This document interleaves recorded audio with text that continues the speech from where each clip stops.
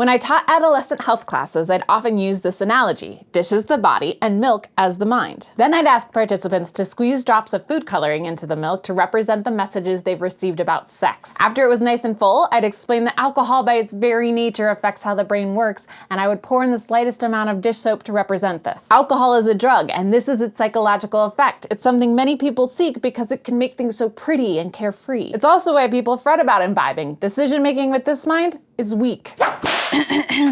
Here's the good, bad, and coyote ugly on sex and alcohol. Keeping in mind that every body reacts uniquely to it based on the type of alcohol, quantity of it, genetics, body weight, body fat, water in the body, food in the body, hormones, age, medications, and overall health. The good. Alcohol, nicknamed liquid courage, is popular for its ability to lower inhibitions. It tends to make people feel less self-conscious, so they're more likely to say what they want sexually and try partners in sex acts that they wouldn't otherwise. 10 points for sexual expression and another 10 for sexual exploration. Alcohol also has a warming and relaxing effect. That's sensual, right? People, specifically biosex females, can feel more turned on after drinking alcohol. The increase in testosterone and estradiol in their bodies raises libido, even though physiologically their body is less receptive to sex. Drinking serves as a shared interest for many, a way to bond, like a sort of language. It's a pickup line. Hey girl, what you drinking? A display of generosity. Can I buy you a drink? It's become synonymous with getting laid, so just going out for drinks can put people in a sexual state of mind. Bars and pubs are known places to cruise. They're also acceptable places to make out in public. And kissing a Long Island tea mouth can be way nicer than a dry, sober smooch.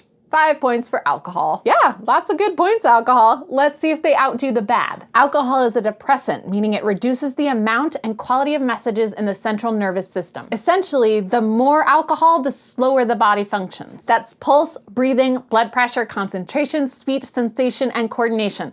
Almost all of what sex is, minus 10 points each. Maybe you've heard of whiskey dick or brewer's droop? Alcohol dilates blood vessels so that blood flows in and out rather than building up to create an erection. So alcohol makes it difficult to get an erection. If you can, then it may be difficult to orgasm because messages from the genitals to the brain to the genitals are sent inefficiently. It's all slower. Harder to get up, harder to get off, minus 20. Then there's dehydration, contributing to dry mucous membranes, namely the vagina and the anus. Alcohol plus sex can also mean injuries, tearing, abrasions, bruises, and bites because, again, the messages aren't getting around well. The body isn't realizing as quickly, if at all, that there's damage being done. You remember alcohol brain? Doesn't know if a condom is really necessary or how to put one on correctly, isn't even attuned to whether or not it breaks during sex. Minus 50 for sexually transmitted infections and unplanned pregnancy. Long-term, alcohol can lead to male breast development, wasting of the testicles or ovaries, difficulty getting pregnant, chronic erectile difficulties, decreased libido, irregular periods, and a keg full of personal and relationship problems. Violence, lying, infidelity, heartbreak and separation, low self-esteem, guilt, depression, and addiction. Now for the ugly. Beer goggles refers to alcohol-induced visual impairment that leads to skewed sexual attraction. You can't really tell what a person looks like, so even though they might not be attractive to you, you have sex with them anyway. Coyote ugly is the post-sex, post-alcohol feeling when you'd rather gnaw off your arm than wake up the person sleeping on it. The most troubling and ugly thing about sex and alcohol? Half of sexual assaults and 90% of acquaintance rapes involve alcohol consumption. If someone is under the influence, drunk, intoxicated, by law, they are not able to consent to sex. Don't touch them in any sexual ways. Wait.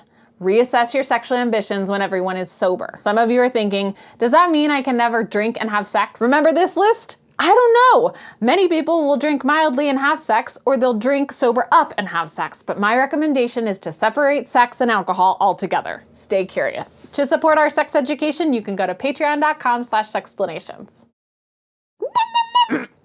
I'm so obsessed with my vagina. The texty on my left and right, or left or, no, left or right.